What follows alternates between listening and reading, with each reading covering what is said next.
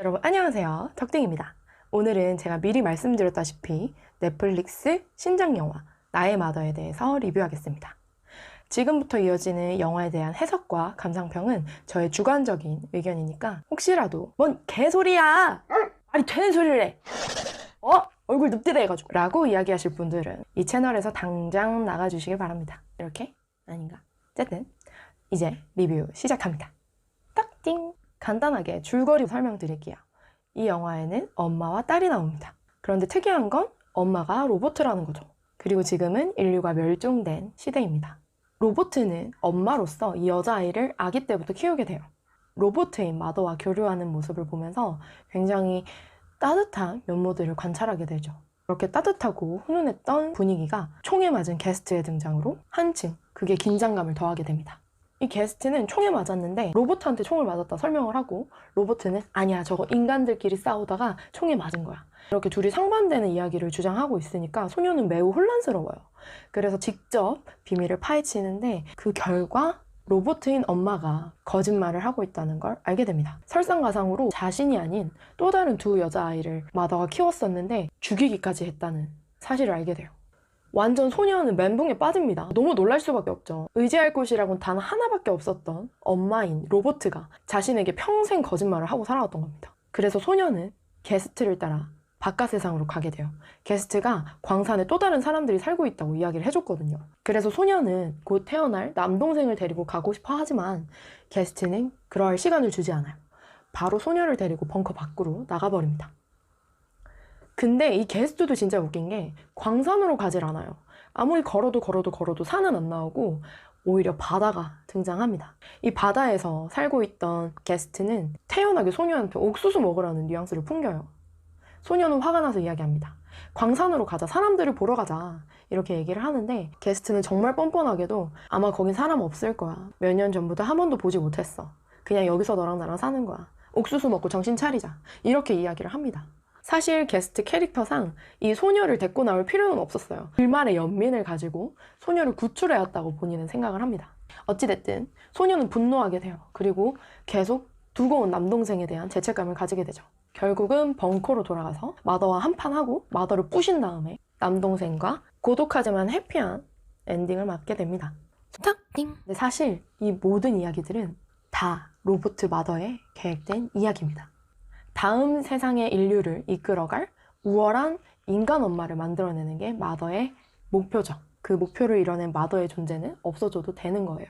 그래서 본인이 사라지는 것까지 계산된 장기 프로젝트였다고 저는 생각을 합니다. 결국 모든 것들이 마더의 손안에서 벌어진 일들이에요. 제가 지금부터 로보트가 벌인 장기 프로젝트에 대해서 설명드릴게요. 인간이 멸종한 시대가 도래하자마자 로보트 마더는 일본 여자아이를 기계로 출산하게 됩니다. 그리고 그 아이를 아가 상태까지 키우다가 광산 쪽에다 버려요. 게스트의 말 표현대로 제이콥 부부가 그 고아 같이 보이는 아기를 걷어서 광산에서 키워줍니다. 그렇게 첫째 여자아이는 사람들과 어울려서 자라나게 되죠. 그리고 로보트 마더는 두 번째 여자아이를 다시 키우게 됩니다. 하지만 그 여자아이는 인간이 되기 싫어요 라고 대답을 하죠. 마더의 궁극적인 목표는 인간을 너무너무 사랑하고 인간을 품을 줄 아는 우월한 인자의 여자 성인을 길러야 되는데 이미 이 아이는 싹부터 틀려먹은 거예요. 인간이 되기 싫대요. 그래서 이 여자아이는 로보트의 테스트를 통과하지 못하고 소각장에 소각되게 됩니다. 완전 잔인해. 어린애를 태워버렸죠. 그렇게 로보트는 세 번째 여자아이를 키우게 되는데 이 여자아이는 모든 방면에서 우월합니다. 지금의 소녀인 거죠. 체력도 좋고 발레도 잘하고 똑똑하기까지 하면서 엄마를 위할 줄도 알아요. 그리고 낯선 게스트를 보면서도 무서워, 징그러, 저리 가, 이렇게 안 하고 저 여자를 살려야겠다, 총알을 빼줘야 돼요, 엄마 도와주세요 라고 계속 어필을 하죠. 마음속 깊이 인간애가 있는 상태예요. 로보트 마더 아주 잘 키웠죠. 이러한 해석에 대해서 좀 몇 가지 의문을 가지실 수도 있어요. 분명히 멸종된 인간의 개체수는 빵이라고 시작을 합니다, 영화는. 근데 어떻게 광산에서 사람이 살고 있다는 거죠? 그리고 세 번째 소녀가 등장하는 장면 직전에 인간 개체수는 1입니다. 여기서 제가 생각한 바로는 로보트 마더의 시각에서는 광산에서 살고 있는 서로 죽이고 서로 뜯어먹으려고 하는 그런 인간은 인간 축에도 못 끼는 동물 같은 존재인 거죠. 그래서 인간의 개체수에 카운트하지 않는 거예요. 분명히 소녀가 살고 있을 때도 인간 개체수는 하나가 아니라 게스트까지 치면 2 이상이어야 되는데 하나라고 나온 거 보면 게스트 역시도 인간답지 못한 인간이라고 여기는 로봇의 뜻을 알 수 있습니다. 그리고 소녀가 등장하기 직전, 인간 개체수를 말하기 직전, 인간 멸종 이후 지나간 시간에 대해서 나오는데 13,867일이에요. 그게 계산해보면 약 38년의 시간이라고 하는데 딱 봐도 게스트의 나이 같지 않습니까? 그러니까 이 장기 프로젝트는 40년 동안 밑밥 깔아온 그런 작전인 거예요. 사실 제가 처음 생각했을 때는 게스트가 첫째 딸이긴 했으나 무언가 잘못을 해서 버려지지 않았을까 생각했는데 갓난아기가 무슨 잘못을 했겠어요. 그땐 테스트도 못할 상태인데 그렇게 생각해보니까 앞으로 태어날 다른 우월한 여자아이를 위해서 첫 번째 갓난아기를 희생한 것이 아닌가, 준비시켜 놓은 것이 아닌가 싶습니다. 세 번째로 태어난 이 여자아이는, 이 소녀는 마더가 원하는 인간상이에요. 일단 기본적으로 인간을 위할 줄 알고 타인을 배려할 줄 압니다. 마더가 손을 불편하게 움직일 때 괜찮냐고 먼저 물어보고 고쳐주죠. 그리고 다친 게스트를 보고 추궁하기보다는 일단 먼저 도와주려고 합니다. 그런 마음씨 좋은 착한 소녀예요. 그러면서도 굉장히 강단있습니다. 이 영화 전체의 진행이 이 소녀에게는 테스트의 연속이에요. 그 인적성 검사같이 화면으로 보는 그런 테스트뿐만 아니라 게스트가 등장했을 때 먼저 살리려고 노력하는지에 대한 인간에 대한 모습, 그리고 게스트와 엄마의 의견이 달랐을 때 어떻게 해결해 나가는지 신중하고 분석적인 모습. 또 게스트에 의해서 바깥 벙커로 나갔었지만 그저 바깥 세상의 자유에 대해서 현혹된 이기적인 인간이 아니라 벙커에 내가 남겨온 남동생을 구하러 가야지 라고 생각하면서 본인의 자유보다 가족을 먼저 생각할 줄 알고 본인의 시간을 희생할 줄 아는 그런 인간이 바로 세 번째 여자아이 소녀입니다. 이런 모든 모습들이 로버트 마더가 생각하는 우월한 인간의 모습이에요. 로버트는 이야기를 합니다. 자신을 창조한 인간이 서로 죽이는 모습이 너무 답답하고 뭐 하는 짓인가 싶은 거예요.